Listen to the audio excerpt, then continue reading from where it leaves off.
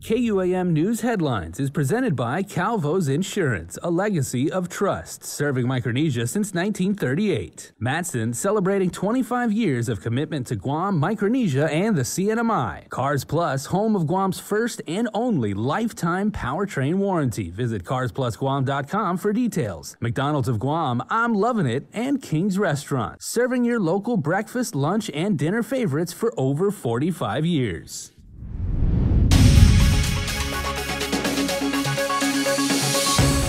Starting now on Prime Time, an understanding between the Guam Behavioral Health and Wellness Center and the Department of Correction has been signed, providing mental health and substance abuse services. Also tonight, a meeting has been set to determine if house-like structures built on cemetery grounds over in Petey will have to be removed. And island mayors and their staffers await several pay periods of COVID differential pay. Half a day and good evening, everyone. Guahusi Isaiah Uggan, and thanks for tuning in. A Guam Behavioral Health and Wellness Center annex is now located on the Department of Corrections Manila compound. It's been operational for 3 weeks with 14 clients receiving treatment. Here's more on the new development with KUAM's Adriana Cotero. It's very exciting. Very, very exciting. It's been discussed for some time now, and the plan is finally in progress to stand up a Guam Behavioral Health and Wellness Center on the Department of Corrections prison grounds. Sharing her excitement, GBHWC Director Teresa Ariola. The Department of Corrections spoke to me, Joe Carbolito, and said, you know, I need to get out of this business. This is not my business. This is your business, which makes sense. Why would Department of Corrections be in the mental health business and try to stand up their own mini Jibwick, if you will? The governor put out an executive order last year, and after months of consultations and meetings, the GBHWC and DOC officially signed off on a memorandum of understanding. This finalized the creation for a mental health and substance abuse center and programs for clients in the criminal system to attend at the Manilao compound. DOC spokesperson Major Anton Uggan. It's one of our housing units called Post 7. We activated it towards the end of May. We currently have about 14 clients here. The MOU determines that DOC is no longer in the mental health business, with the authority transferred over to GBHWC. The annex can safely treat between 30 to 40 clients, and currently there is about 7 staff on hand. When we started getting clients moved from Guam Behavioral to Muni over to the Manila facility, we also moved a few from the Agania facility that were of need of mental health treatment, behavioral health treatment, and they are also up at that unit right now. According to Uggan, they have about 6 months to get everything in order, as there are 2 90-day phases to meet certain deadlines. Then the annex will be fully operational. We're still working on all our policies and procedures on how this system would work. We're going to have to change some of our policies. And again, the goal is probably to get them either back into the community, or if they don't need to stay in that particular unit, they can move out to the general population or to another housing unit when their condition becomes more stable. And Uggan shares in the excitement, as he says the Department of Corrections and prison community can benefit greatly from this transition. I think this is a good thing for the department and for the clients that need that particular help. Will they stay or will they go? As Sabrina Salas-Mezzanani reports, a final decision will be made by the end of the week on many homes built at a cemetery in Petey. Their final resting place causing grave concern. KUAM News has learned a meeting will be held on Thursday to provide final guidance on what will be done with home-like structures built over graves at the Vicente A. Limtiaco Memorial Cemetery in Nimitz Hill. I'm not sure if they're really going to have them take it all down. PD Mayor Jesse Allig says he's concerned about the surrounding community and the hazard the structures could pose from inclement weather, such as a typhoon. And so that's important for us in the village because it is adjacent to a neighborhood.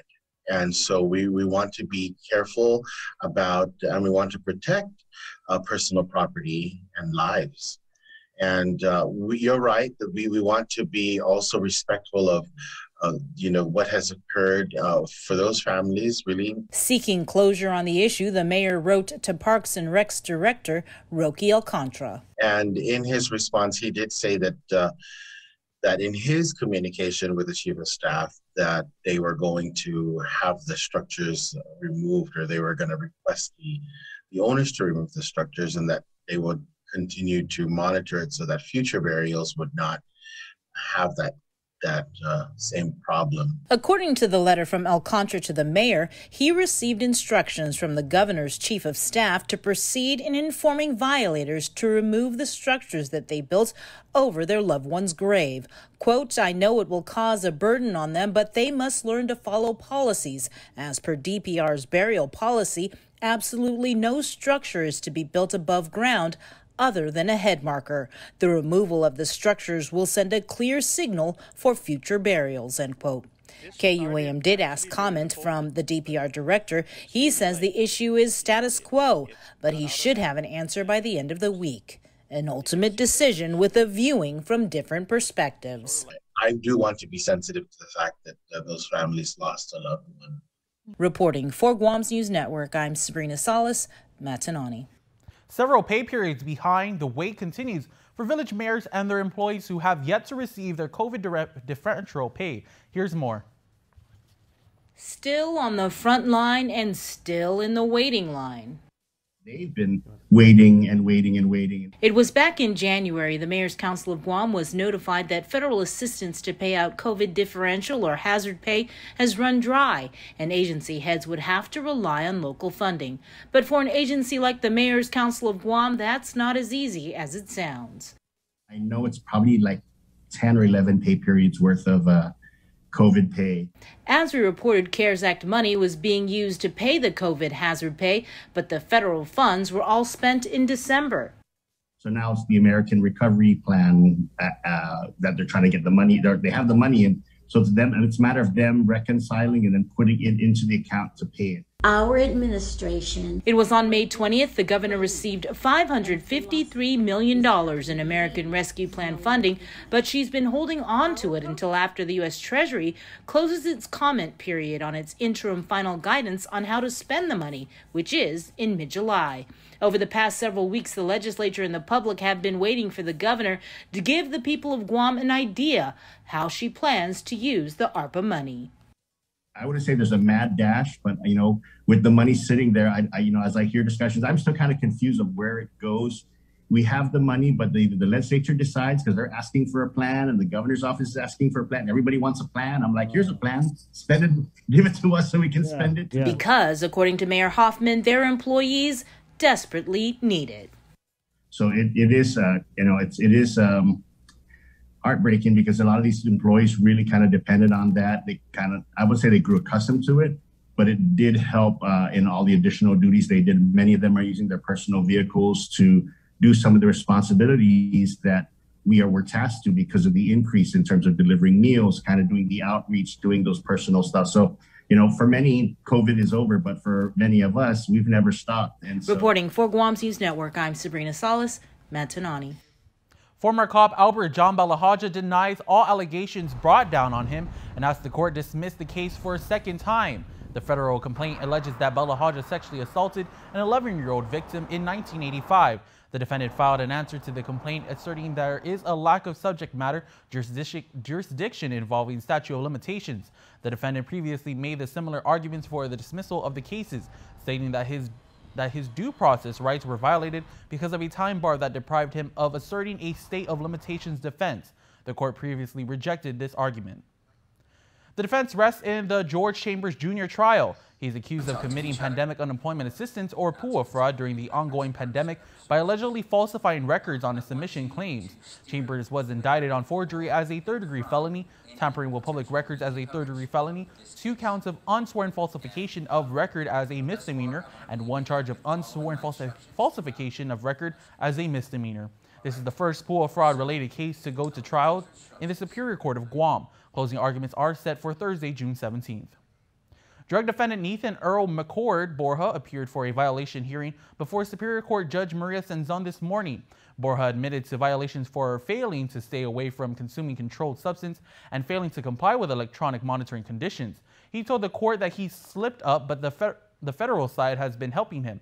Borja faces local and federal charges for allegedly selling a police source of information 10 grams of meth. Additionally, Authorities found guns, ammunition, and about 25 more grams of meth in his vehicle. Judge Sinzon ordered he go to probation immediately to be tested and told the defendant that if he tests positive, then he would be sanctioned for 10 days with 8 days suspended, meaning Borja would serve 2 days behind bars. His trial has been set for next year. The deadly force procedures are still in draft mode, although according to the Office of the Attorney General, the review period is nearly done. Currently, Guam does not have written procedures in place for deadly force-related incidents that involve peace officers, and for that reason, the OAG released a draft that contains 3 written policies. The policies are for immediate notification of deadly force incidents, the formation of an independent investigative team, and an independent review by the OAG's Prosecution Division and Superior Court Grand Jury.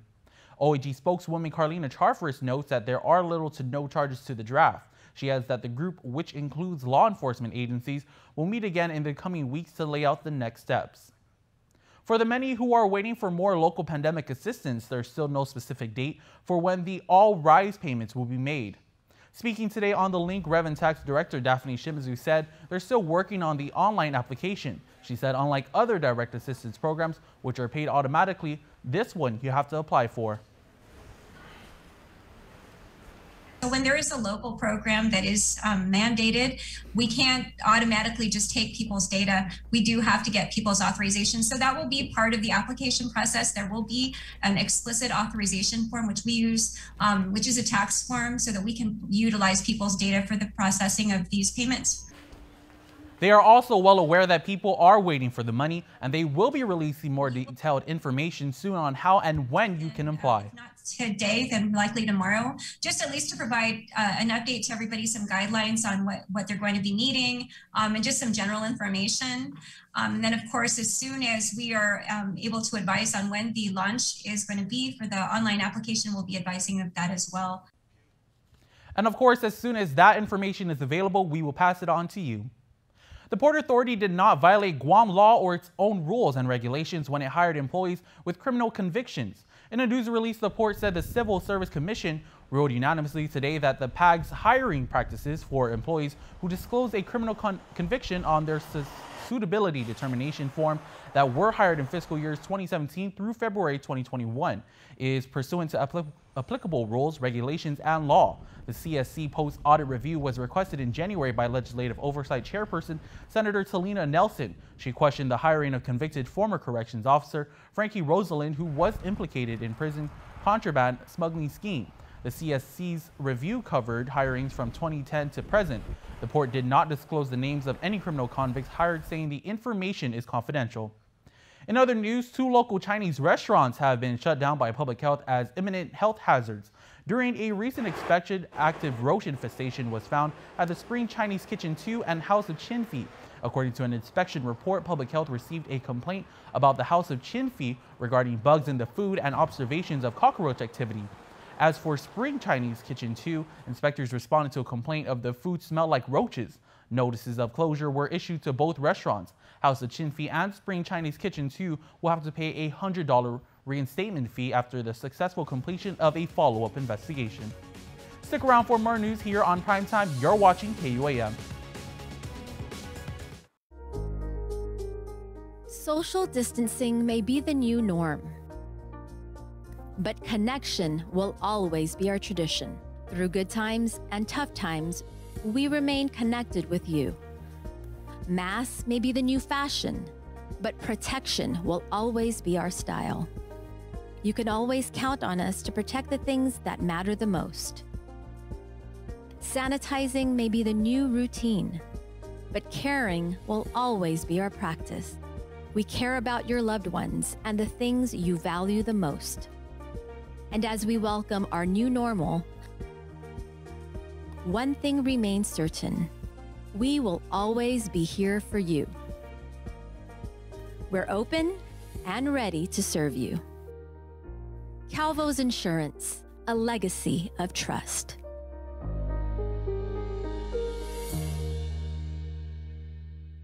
Half a day. As we look ahead to a brighter tomorrow, Matson's commitment to Guam and Micronesia remains stronger than ever.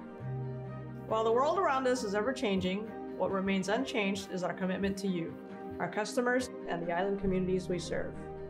Shipping is what we do best, and serving our community is at the heart of everything we do. But we don't do it alone. This is why we support organizations that make caring for the people and the environment a top priority. We know that many count on Matson's lifeline services in the Pacific, and that's why we continue to work hard to ensure that our shipments remain on time all the time. Matson recently added another Aloha-class vessel to our schedule. We now have 2 of Matson's largest and fastest ships serving Guam from the U.S. West Coast and Hawaii. With our new state-of-the-art vessels, we stand ready to support the region's economic recovery. Thank you for the privilege of serving you for the last 25 years, and you can count on Matson to be here for the next 25 years and beyond. KUAM News, in partnership with the Guam Visitors Bureau, brings you the Guam Safe and WTTC Safe Travel Certified Program Showcase. Look out for this powerful symbol for visitors, island residents, and industry workers alike, as it represents establishments with a consistent global commitment to safety practices. Stamped with approval by the Guam Visitors Bureau and the World Travel Tourism Council. Every Monday on KUAM News will feature a different local business who's taken the Safe Guam and Safe Travels pledge to maintain health and safety standards to get Guam back on track. Log on to visitguam.com to see how your business can receive the designation, what businesses in our community are Guam Safe certified, and have the WTTC Safe Travel certified. It's a special delivery to your inbox every week with your KUAM News Roundup, program advisories, and promotions. Sign up for the weekly KUAM Digital Digest today on KUAM.com. Welcome back. Take Care and the Guam Regional Medical City now have a permanent deal. The health insurance carrier announced that its commercial, private sector, and federal members will now have access to a full range of covered and approved services at GRMC. The two had been unable to reach a service agreement for several years, but in February they signed a contract effective for the duration of the public health emergency. The new deal, which became effective May 21st, replaces that. Separately, the Take Care had challenged a Guam law that required bidders for the lucrative Regov Guam health contract to have both local hospitals in their in-service network. In other news, plans for the expansion and modernization of the mass transit system were discussed today during a budget hearing for the Guam Regional Transit Authority. GRTA was recently awarded an $11 million federal transportation grant from an electric bus system. It was the second highest amount of all grants awarded nationwide, says Executive Manager Celestine Babalta. The funds will be used to purchase electric buses, electric cars, build charging stations, procure technology transportation management system, design and build information and convenience center. We will also be building a park and ride facility in the village of Dedadu to help reduce traffic congestion. GRTA is seeking other ways to boost its revenues, including on-demand service that would cater not just to local and military residents, but to tourists as well. We will be conducting a feasibility study. As a matter of fact, we've already started working with the University of Guam and Route Match by Uber to determine if mobility on demand transit operations is viable for the people of Guam and its visitors. The proposed Uber-like mass transit service would compete directly with the local taxi industry. Department of Revenue Tax has processed and will be mailing checks or paying via direct deposit 2,772 tax refunds this week, totaling a little over $7 million. These include refunds that were garnished to repay GOM debts and are for error-free returns filed on or before March 17th of this year. DRT adds to check the status of your income tax refund, log into your individual account at myguamtax.com and use the lookup status of the 1040 refund tool. In other news, since the disconnection moratorium was lifted on June 1st, 174 prepaid power customers have had their service cut off for non-payment. In a statement, GPA says its services rules and agreements require that prepaid customers whose account balances fall below the required $15 minimum balance are subject to disconnection. GPA says so far no postpaid accounts are scheduled for disconnection. The power company says it is working with all customers on a case-by-case basis to assess and determine a payment arrangement that can best meet the customer's needs. A moratorium was instituted for those struggling to make payments during the height of the pandemic. As we noted, it was lifted just 2 weeks ago. In other news, ARP set free in the CNMI, while on Guam, hundreds of millions remain under lock and key. With more on the difference between the dollars and cents is Sabrina Salas-Mazzanani. While Governor Lulian Guerrero holds on to $600 million in ARPA money until final guidance is issued by the U.S. Treasury, in the CNMI they're not waiting and have begun to disperse the federal aid. According to CNMI Governor Press Secretary Kevin Bautista, they've been in constant communication with U.S. Treasury about their interim final guidance, which they issued in May, and they've been given the green light to start doling out the dollars. I clarified this with our Secretary of Finance, who's been working really hard with his team down in our Department of Finance. He indicated to me and to the governor and to the lieutenant governor in those conference calls of U.S. Treasury that we can begin spending the ARPA funding right away once we get the funding into our coffers. And that's what we've been doing since May when we got the drawdown from Treasury. Bautista adding that $400,000 has already been given to the Commonwealth Cancer Association for their essential services. We're just getting this started in terms of how we're able to get assistance to nonprofit organizations who have directly came to us for assistance, and we're taking those requests as we come, and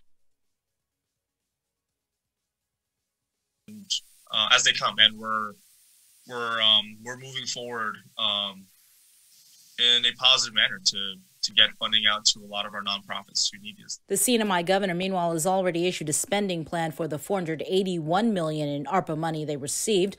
Bautista says the plan is from a culmination of input and dialogue between all three branches of government in the CNMI. Here on Guam, we'll have to wait until mid-July for the governor to issue her spending plan. That's when the U.S. Treasury will close its comment period for its interim final guidelines. Reporting for on the Guam's third Saturday of December this year, Guam will be joining more than 2,000 other locations, laying down wreaths to remember our fallen heroes. Here's more. Wreaths Across America is a day that pays tribute to those who have served across the nation, and its mission is to raise awareness of the sacrifices veterans made for our country.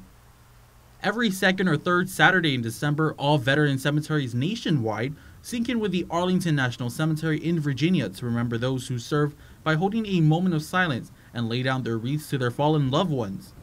The Guam Veterans Affairs Office was approved to join the national program this year for the first time in late February.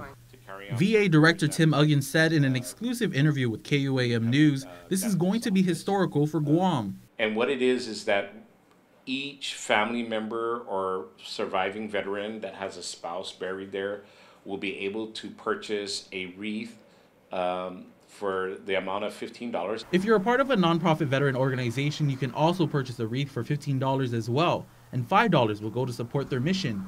On December 18th at 12 p.m., wreaths will be laid down at the PD Veterans Cemetery to remember those who have served. It's a huge, grand event that's going to happen.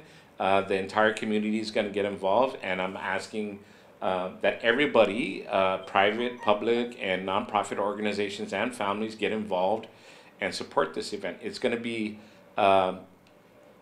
very emotional, very life-touching, and it's long overdue to pay homage to the heroes and the fallen ones that are buried at PD Cemetery. The goal is to sell at least 5,870 wreaths. To date, 11 people on the island have purchased a wreath thus far. Interested individuals can buy their wreaths online at wreathsacrossamerica.org/GUGUVC. In addition, the agency is also in the process of submitting applications for 2 grants. One is to improve the infrastructure for the U.S. Navy Memorial Cemetery in East Sagana. And to do a little bit of improvements, for example, there's 1 flagpole, we're going to erect 3. We are also looking at erecting a small pavilion for meditation and reflection, and maybe a couple of benches at the East Sagana. The second grant is going to be used to expand the current footprint of the PD Cemetery, as well as improving the infrastructure. It will allow us to get 5 more years of life in that cemetery. Uggan is unsure of the amount of funds the agency will be receiving from the grant, but applications are expected to be turned in by Thursday, July 1st, and should be getting a rough estimate by next week. Island youth looking for a summer job can start applying now for GDOE's Youth Employment Internship Program. The Department of Youth Affairs is their partner, and Director Melanie Brennan says they have already received hundreds of inquiries. The Summer Youth Employment and Internship Program is for children or youth ages 14 to 21 that are still in high school. And what it does is it will provide them with workforce experience in both the public and private sector. Up to 400 youth will be hired and paid a weekly stipend of up to $350. The program starts Monday through August 13th. Applications can be picked up at the Cotton Resource Center in Manila. You can also call 735-5010 for more information. In other news, after having a shortfall of 37 recruits for the GAR last year, a job fair was organized over the weekend at the center court of the Agania Shopping Center. Guam National Guard Public Affairs Officer Captain Mark Scott said the Guard's goal is to recruit at least 124 people for fiscal year 2021. He said approximately 100 people were recruited this year. According to Janine Guzman, Joint Task Force 671 Public Affairs Specialist, 350 to 400 people attended the fair. As we reported, enlistments for the Guam National Guard have dipped within the last year due to the COVID-19 pandemic. Coming up after the break, Dave Delgado has your look at sports, and still to come, our Coastal Creamery birthday shoutouts.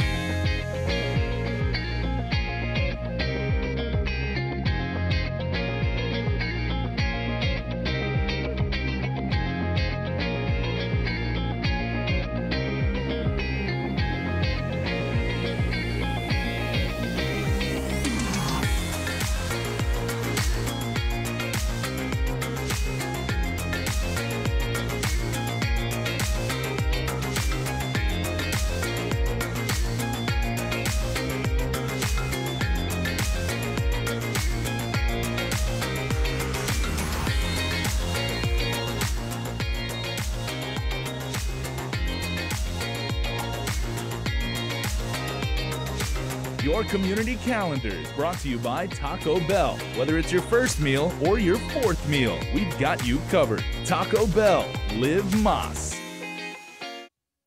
Mayo, chicken pickle bun. Bun pickle? Blasphemy!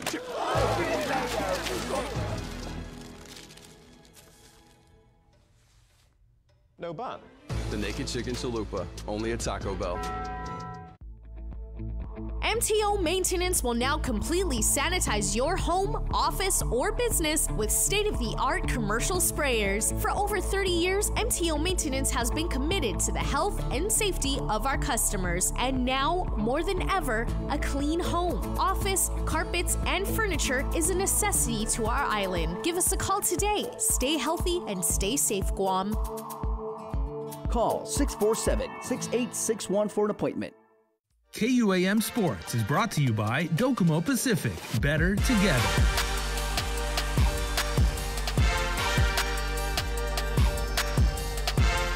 What's up, Guam? Dave Delgado here for KUAM Sports. Thanks for watching. I'll get to some news on another high school athlete taking their rugby talents to the collegiate level. But first off, news on Darren Perez and his run on the American Ninja Warrior. Check it out. Guam's Darren Perez has competed in the American Ninja Warrior circuit several times. He's represented the island in Barbados, Philippines, UK, Vietnam, and the US over the span of 5 years. So I actually started back in 2015. I did my first ninja competition, ended up first place that weekend out of 1,500 competitors. And from there, I knew that this was my calling and I wanted to do it on a professional level. Perez recently took part in the American Ninja Warrior qualifying round. His run wasn't televised, but he says he made it to the semifinals. There was about 100 competitors, and top 30 get into the semifinals. So to get in the top 30 was a big deal for me, especially having COVID just before. It really threw my training off. I lost over 12 pounds of body weight. So I was really struggling to get fit again. I had about a week's time by the time I got over COVID and was cleared till competition day. So it was a really tough course for me, and I was really happy and surprised that I was relying on my previous training to get me through into the qualifying round. Darren and the family just moved back to the island a few weeks ago. He's home on military orders and has plans on helping build the sport on Guam. He wants to give other athletes the same opportunity to compete stateside. Being in American Ninja Warrior or the Ninja Warrior community these past few years, it's definitely really built my confidence. Having big names like Daniel Gill, Najee Richardson, Megan Martin, the winner of the female edition for Ninja Warrior. These guys I've trained with, I know them personally, and just having them in my corner and learning from them, it really helps me as an athlete build my game up to the expectation of elite athletes. Joanne Alvarez, a recent graduate of Simon Sanchez High School, recently committed to American International College and will be a member of their women's rugby program. Joanne will join Keani Pangilinan, a 2020 graduate of St. Paul's who played for the Ukuru rugby team, and Sheila Sarmiento, a 2021 graduate of Simon Sanchez, in an ever-growing Guam roster. Joanne is planning on studying psychology in hopes to become a psychologist. Well, that's going to do it for sports. We're back right after this. KUAM Sports is brought to you by Docomo Pacific. Better together.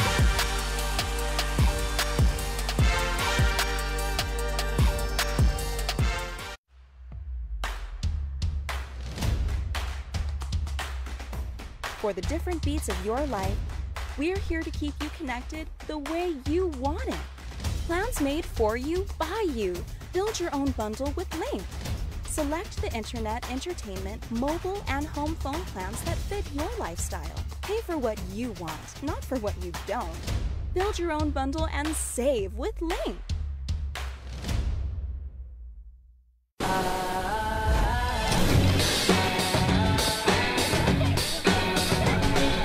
Make sure you're connected. The writing's on the wall. 'Cause if your mind's neglected, stumble you might fall. Connection is a human necessity, one we need today more than ever. And with the new First Hawaiian Bank mobile app, you can stay just as connected to your finances. And it all starts with yes. The Edge from Pizza Hut. It comes loaded with toppings all the way to the edge. For the crust, let's keep it real, thin, and crispy. Every bite is a masterpiece. I really gotta get going, man. The Edge is back. Get it before it's gone. No one outbeats the Hut. And before we close out the news tonight, our latest round of birthday shout-outs from the Coastal Creamery Birthday Club. Hey everybody, get your party hats on because on this June 15th, we are sending birthday wishes and all the smiles in the world to someone celebrating their 13th birthday, Malachi. Sending you birthday wishes to our 13-year-old, and may your day be blessed and your future be safe and bright. That's a great shout out, guys. You're a great quarterback and you've got speed and talent as a safety and wide receiver. Hey, triple threat. We love and miss you, young man. From Grandma Ree, Papa Major, and your familia on Guam, in Texas, California, and Washington State. Malachi, you are a young man obviously of many talents. We wish you all the best. And of course, we wish you a happy birthday. Remember, you can be a part of the Coastal Creamery Birthday Club by registering online at KUAM.com. Please make sure to include with your name, your photo, and your birth date. That's going to do it for us here at KUAM News. Guahusi Isaiah Uggan. Thanks for watching. Good night.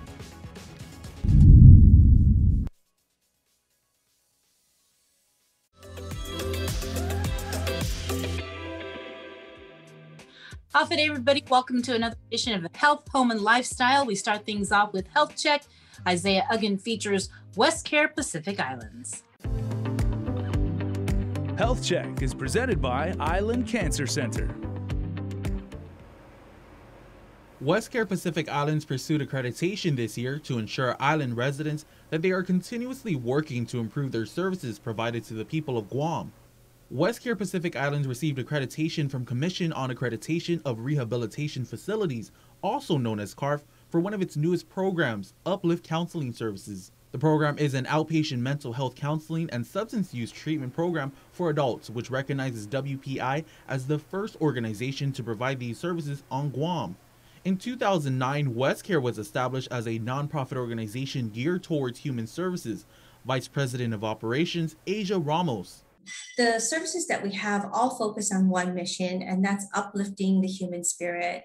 And so in everything that we do, whether it be our prevention programs with youth, where we're teaching them how to say no to peer pressure, how to reduce the risk of drugs and alcohol by giving them skills in leadership and empowerment, or it's with our treatment programs. Other programs offered are substance abuse treatment, mental health counseling, and homeless prevention and rehousing programs for veterans. Meanwhile, West Care also received its second accreditation from CARF for its overall organizational practices, including SSVF Veterans Homeless Prevention and Rapid Rehousing Program, PrEP Youth Prevention Program, STI HIV Testing and Counseling Program, and Counseling Program Guahan Project. Despite challenges posed by the COVID-19 pandemic, Ramesh shared that WestCare is committed to ensuring the people of Guam that their high-quality services provided meet the standard not only nationally, but across the globe. It's a great accomplishment for us, not only the first behavioral health program for adults, but from a nonprofit, but also our only rapid rehousing program for homeless that addresses homelessness here on island. I think it is an amazing process to go through as an organization to really hold yourself accountable to the community in saying that what we offer really meets the need of our people and does it in a way that not only is efficient and effective, but is compassionate and brings dignity to the lives of everyone we serve. WPI received its first accreditation by CARF in 2017, making it the second nonprofit to be accredited on the island alongside Sanctuary Incorporated. With this week's Health Check report, Guahusi Isaiah Uggan. Stay tuned, Claire is next with Weekly Renewal. At Island Cancer Center, we treat our patients and their families like our family. We have all been touched by cancer, and it is important to feel comfortable and secure under the care of our health professionals. You can count on us for skilled cancer specialists, the most advanced cancer-fighting technology on the island, and a commitment to caring for you or your loved one with compassion, respect, and empathy. Our family, treating your family. Island Cancer Center, located on Guam Medical Plaza. Visit us at islandcancercenter.com or call 646-3363. We knew it was time to make these when we started asking things like, wouldn't it be nice to be able to get a warm cinnamon roll right now? And why can't this kind of muffin come from the same place as a McMuffin? And isn't your coffee lonely without company from a glazed apple fritter? Well, consider these our 3 resounding yeses. Meet the new bakery sweets at McDonald's. Ba-da-ba-ba-ba.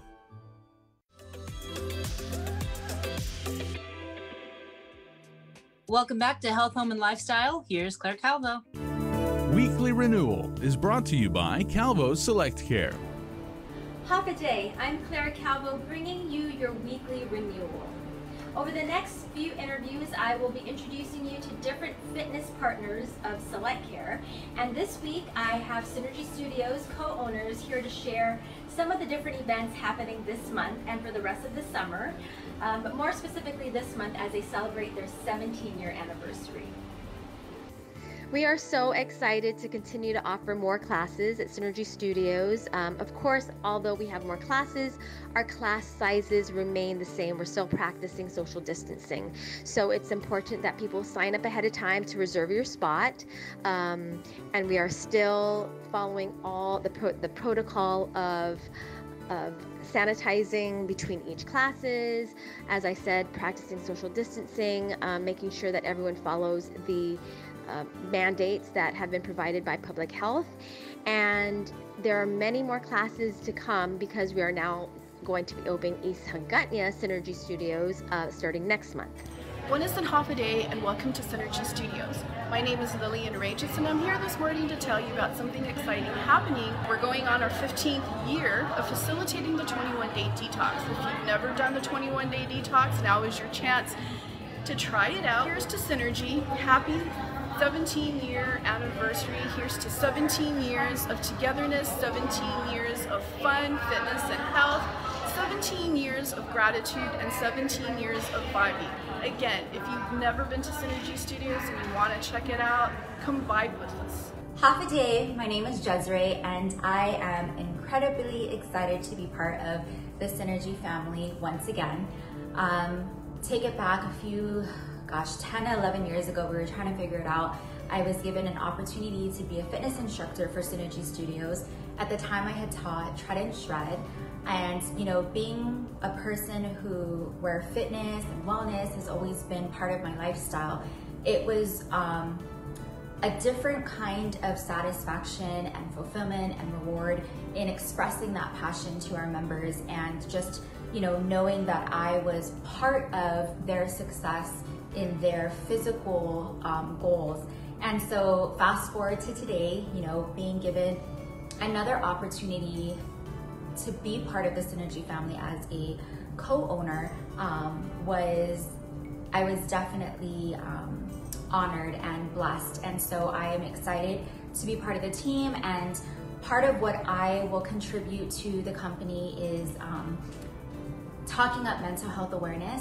And so I'm really, really excited to bring that aspect of, you know, mental health into our studio family. So I really look forward to contributing that and just being part of, you know, the success that they've had for the past 17 years. So I'm really excited and truly, truly, truly honored to be part of, you know, Claire, Lily, and Judy's team and the rest of our members and families.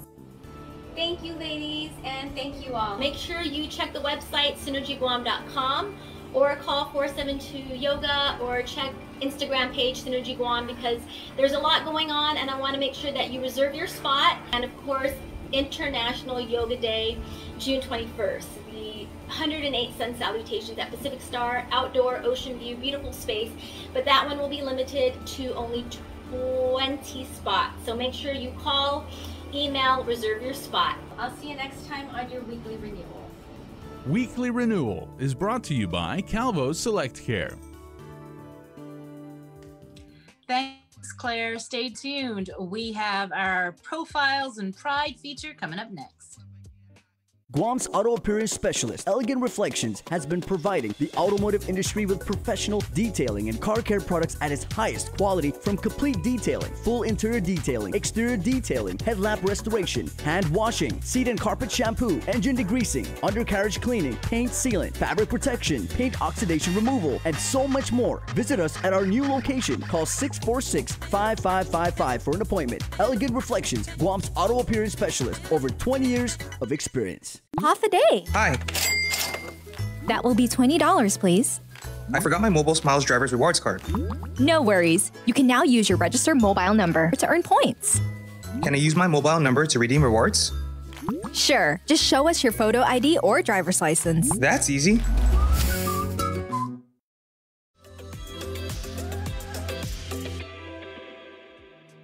Welcome back to Health, Home, and Lifestyle. As part of our digital series, Profiles of Pride, we introduce you to Adrian Diaz.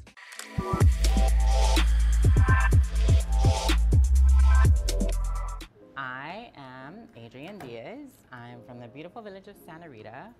I was born in Hawaii. My mom is from Saipan, my dad's from Guam, so I'm kind of like from Cocos Island / Manikaha. I started as a floral designer, maybe like as a profession, but then, I don't know, through the years I kind of got interested in like carpentry, electrical, with absolutely no educational background, just, you know, kind of backyard messing with things.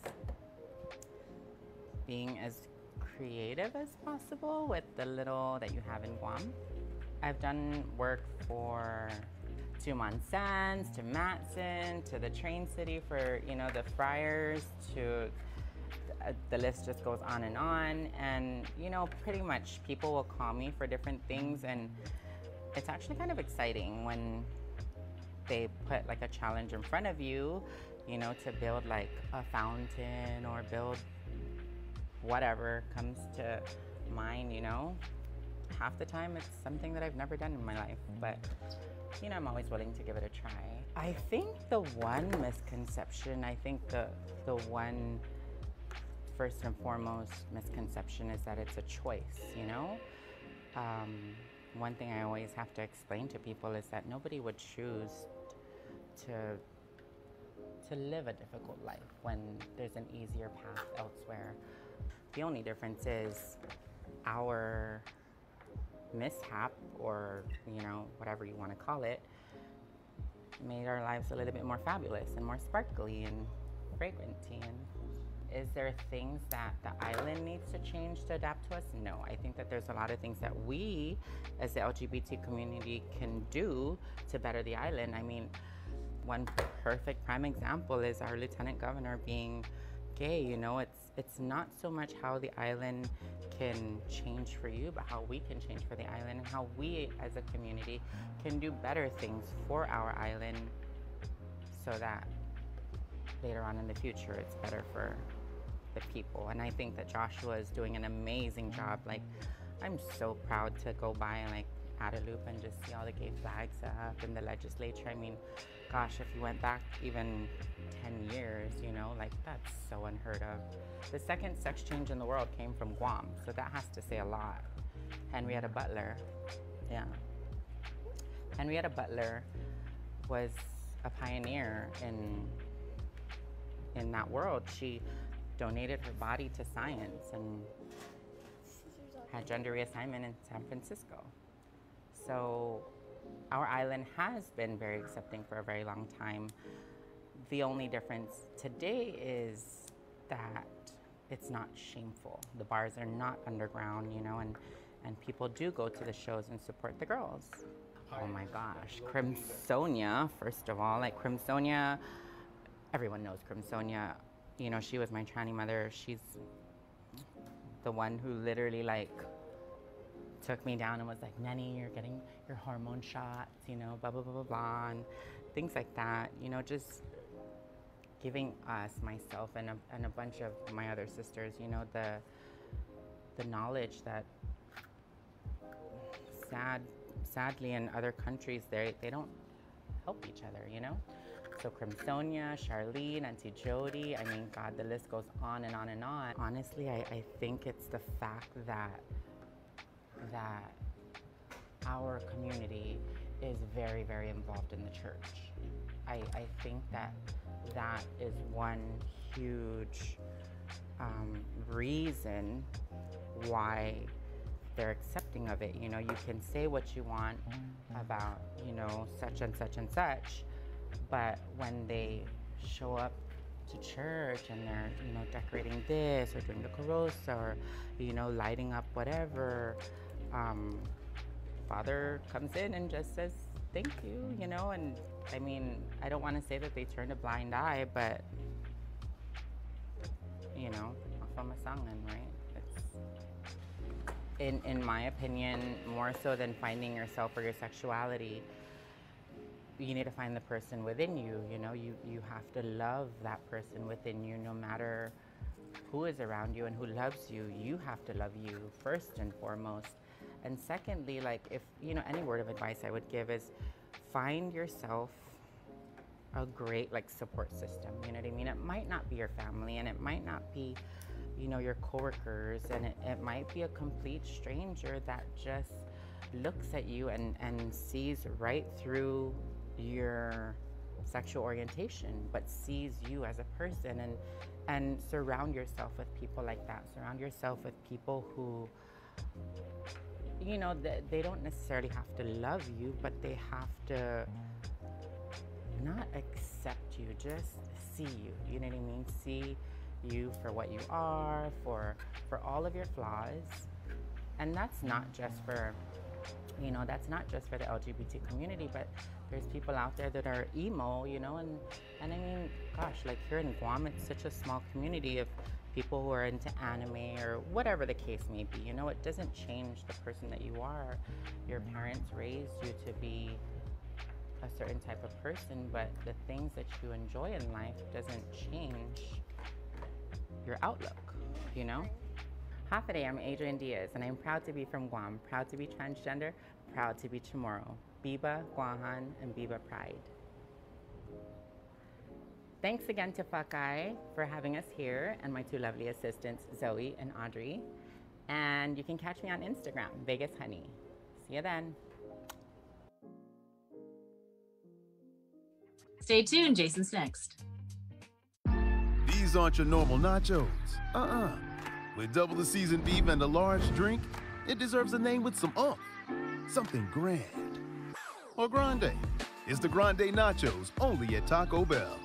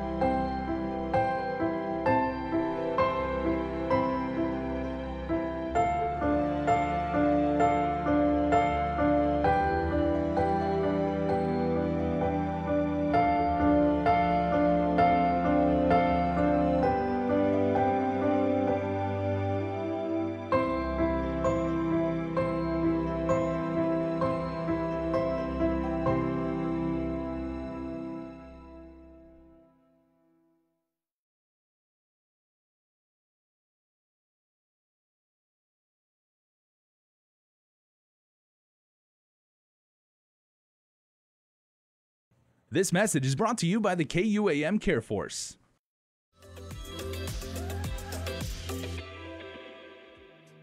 Welcome back to Health, Home, and Lifestyle. Here's Jason. House to Home, presented by RE/MAX Diamond Realty. Today and hello everybody, I'm Jason Salas, back again like we never left on a Tuesday, and Liz Duenas is joining me from RE/MAX Diamond Realty. And if you remember last week, we were talking here on House to Home about wills and trusts and properties, why it's so critical that you actually set that up, what it could possibly do to you down the road if you don't get it all squared away. And somebody who has lectured on many, many occasions, I've been fortunate to have been privy to those, is attorney Mickey Flynn. He is an expert in this topic. So Liz and I are going to dialogue with Mickey and pick his brain about something. He's forgotten more about wills and trusts than most of us will ever know. So Mickey, a great pleasure as always to have you along for the ride. Thank you, Jason. Thank you, Liz. Thank you. It's a pleasure to have you on our show. Gina and I always emphasize we're not attorneys. We're just talking based on our experiences when we deal with our clients. So it's perfect that you're here and that you could give another perspective, especially when legal paperwork is required. And sometimes people don't realize what the undivided interest is or what paperwork is needed if they're planning on getting their estate together, so that when something happens, they're prepared and they won't have a big headache at the end. So maybe you can explain what you do and how you handle some of these cases that come before you. Sure. Thank you, Liz. And once again, thank you, Jason. What I would look to at the very outset is the idea that planning is done ahead of time. So if you're already facing a challenge or a problem with, for example, you've suggested undivided interest, you're probably behind the 8 ball. You haven't done the planning, or your parents or those fortunate enough to have assets to pass on to you haven't done planning ahead of time. So that's the first thing to consider, how to get your affairs in order. You mentioned and planning, and you mentioned getting your stuff in order. So, you really don't need to do a lot of work and get an attorney involved if you want to do at least something. So that would necessitate, perhaps getting some folders together, marking each folder with a topic, for example, my real property assets or house, bills, life insurance, things of that sort. And you put all of your stuff in order by placing these various documents in folders, so that if you should become mentally incapacitated or pass away, which will happen to all of us, then at least those who are looking for help or information and guidance as to what to do next will have a treasure trove of documentation that they can pursue and use to help themselves and help others along the path of addressing your estate issues.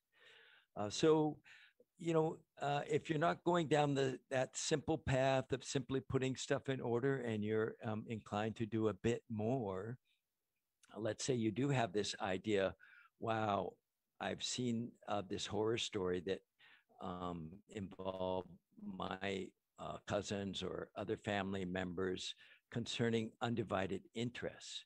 Wow, what should I do to make sure that doesn't happen with my assets? Then you'd want to do some planning. And the estate planning gives you an opportunity to ensure that you have control over all your assets at the time that you're alive and well. And in the event that you become mentally incompetent, you're able to control what happens to those assets and how they benefit you. And then ultimately, when we pass away, you will have indicated who will receive what assets or who will use what assets when and how. So that's what the plan, and you also want to be able to ensure that you have control over the costs of all of that type of planning work. So that's really what planning is about, addressing those issues ahead of time. And in order to develop a plan that's going to work for you and is appropriate for you, it's best to meet with a competent planner and then work with that planner to identify your goals and objectives.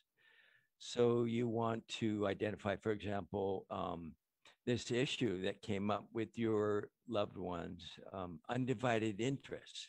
Wow, this was really a problem for them. So how do we avoid this problem? What can I do with respect to my planning to ensure that that doesn't happen to me? But there may be other goals, much more general in nature than simply undivided interest. For example, it may be your goal to avoid the probate costs or the probate in general. So it may be costs that you're concerned with, or delay, complications, or publicity. So, you know, working with your planner, you can set up a plan to identify how best to address that goal or objective of yours. Your goal may be to identify and possibly address the issues of estate taxes.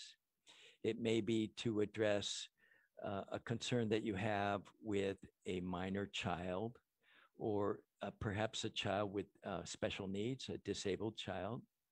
It may be a concern of yours that revolves around planning for the possibility that you may become mentally incompetent, either through an accident or through old age.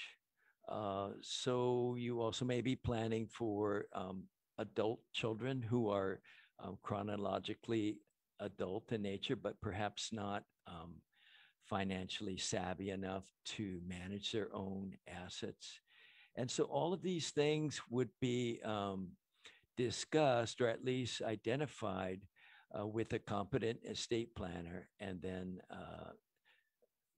that planner would work with you to develop a plan that works. These more often than not, counselor, are lawyers like yourself. When you say like competent, like knowledgeable, learned estate planners, these would be typically attorneys, right? Because Liz has even said, you know, we can guide you in the right direction, but by no means are we saying, you know, right, this is what, you know, because we're not lawyers. Right. Yeah, that's a good point. You know, Jason and Liz, of course, you know, I defer to Liz and to others in her profession when it comes to real estate issues. I'm not a realtor. I'm not licensed to practice real estate.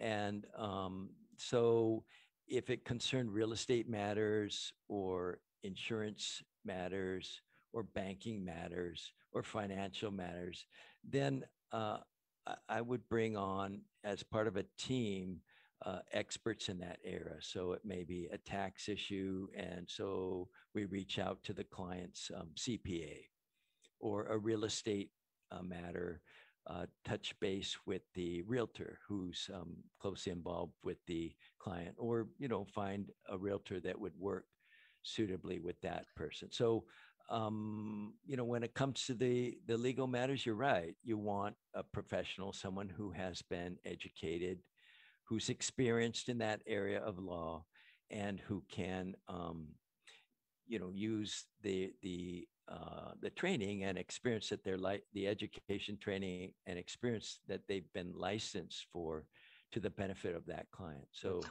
similarly, if you have other areas where you know, expertise is needed, then it's time to tap on the knowledge and expertise that those experts have. Okay, we'll tell you what, we are going to break right here, and make sure to join us for part 2, because we are going to talk with attorney Mickey Flynn about more of what goes into setting up an estate plan, making sure you do it right so that it doesn't come back and bite you in the rear end further down the line. So make sure to check that out for part 2. We'll see you next time, guys. And that's our show. Thanks so much for watching. Please stay safe.